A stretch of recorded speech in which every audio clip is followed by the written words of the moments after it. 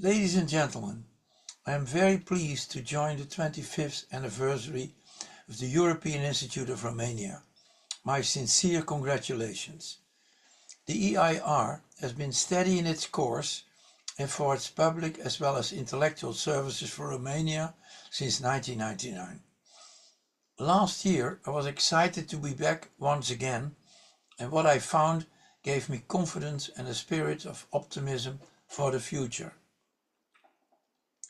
I am proud to be its first non-Romanian supporter from the very beginning, often invisible, sometimes participant in its public activities, sometimes via the editorial board of the Romanian Journal of European Affairs or as an author of articles in that journal.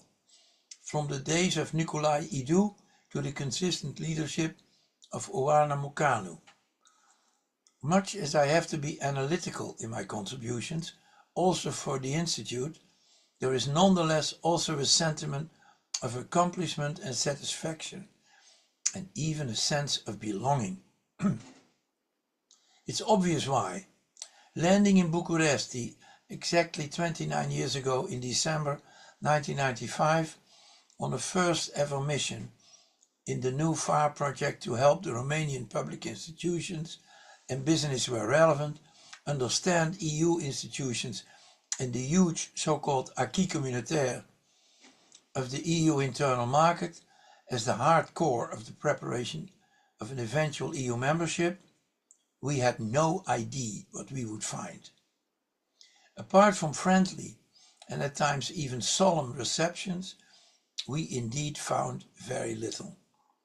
As the director of this FAR program, it was extremely difficult for me to conclude with authority what to do first and how to realistically tackle the badly needed process of initiation, knowledge accumulation, deeper insights, EU-related policy analysis, and the capacity for Romanians in the institutions to develop their own analyses, not least for their own colleagues who would eventually be charged with vast and highly complicated internal market issues and lay a solid basis for later negotiations.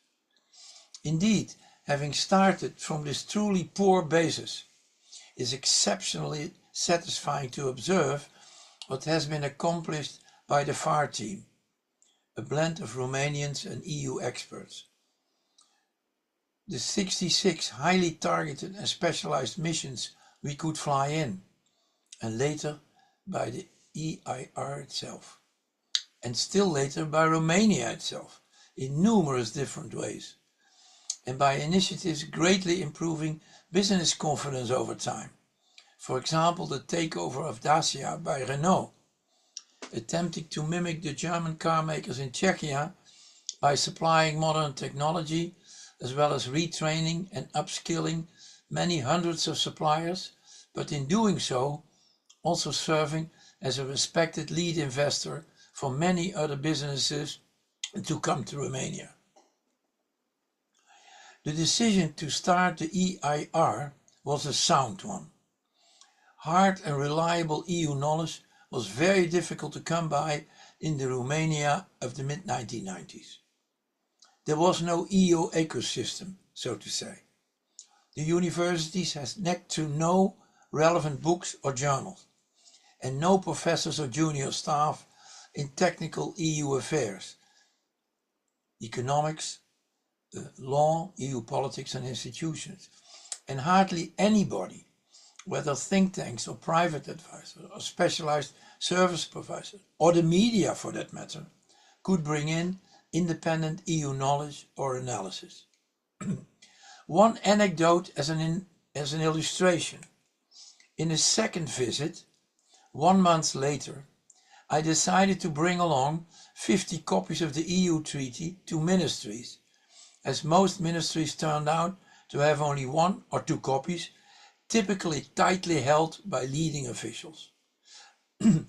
This way, EU knowledge did not spread, undermining the very purpose of our mission at the outset. Later, the EIR even suggested to translate my pretty comprehensive textbook on EU economic integration into Romanian, an idea the European Commission supported with immediate funding for a thorough translation by the EIR's EU-trained translators and free disposal for universities and selected others, a clear signal how deep the knowledge gap was. Remember, there was no internet either. Worse still, there was no genuine and informed EU debate in the country. Indeed, the EIR attempted to fill a vacuum at first, with very limited resources. The contrast with today is striking, if not stunning. Romania has turned not just a page, but several chapters. It is to be complimented, even if some policy domains, critical for many people's daily life, underperform. However, the analytical attitude, that most is improving a lot and some is not, ignores what such omissions do to people. It might build up to stubborn beliefs or staunch mistrust, or both. It might burst into demonstrations and even radicalize over time. Nonetheless, the Romanian record is admirable, and this has everything to do with embracing and deepening the tight relation between the Romanian economy and the EU single market. GDP per head in relation to the EU average today is almost 3 times that when I flew in 1995. A development nobody would have believed at the time. The desire to attract foreign direct investment with its positive impact on productivity, innovation and skills has been fulfilled right after Dacia takeover and the firm decision of the National Bank of Romania in 2000 to clamp down on the rampant inflation. The ratio of FDI stocks to GDP in 2003 already amounted to 21% and moved up to 39% in 2022, but this with a rapidly rising GDP, so that the figure couldn't rise as a percentage nearly as quick. Almost a dream for a catching up economy. In fact, the two are not independent. With large and rising FDI stocks, the contribution to Romanian economic growth was ensured and indeed rising. Romania was tying itself to the mast by manifestly going through the long, winding and tough route to EU membership, harvesting in 2007. In a comparatively unconvincing policy announcement in 2004, the government noted that it wanted to become a member of the OECD, but that preference is only now practiced in earnest. Of course, less of a task than becoming an EU member, but still, the Romanian submission in the so-called initial memorandum in 2022 analyzed 22 policy areas and 234 legal instruments. In February 2024, an OECD committee commended Romania for spending efficiency, budgetary resilience and public spending transparency, and some improvements in budgetary oversight. Romania has joined the OECD Anti-Bribery Convention in 2022, and the implications are taken up nowadays, a crucial aspect for confidence at home and abroad. And not just for FDI, but for its citizens. As is known, the EU has been quite concerned about some domestic developments in the last 25 years. But the EU is not a dictatorship.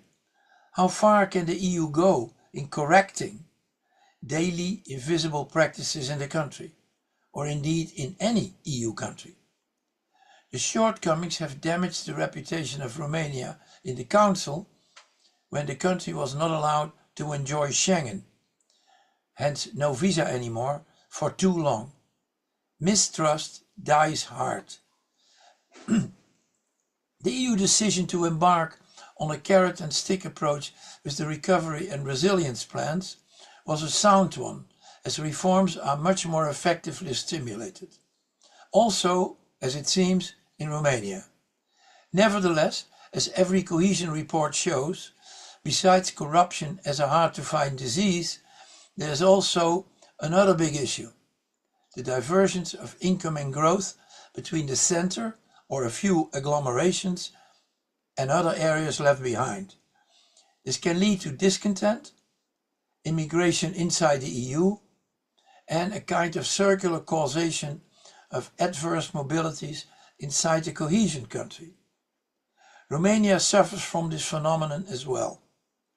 Enrico Letta, in his recent report, calls for the freedom to stay, meaning that policy and hard and soft infrastructure of such regions must be promoted much more forcefully, so that people can actually stay and enjoy productivity growth and innovation concretely in their region, possibly also via FDI. Of course, I do not want to convey the notion that the EIR is at the roots of all recent progress in Romania. Still, early on, it was a central pillar in the emerging EU ecosystem. Nowadays, it can specialize in what it does best: leading in integration research, teaching, training and European networking, serving these activities. I wish the EUI the very best in the next 25 years.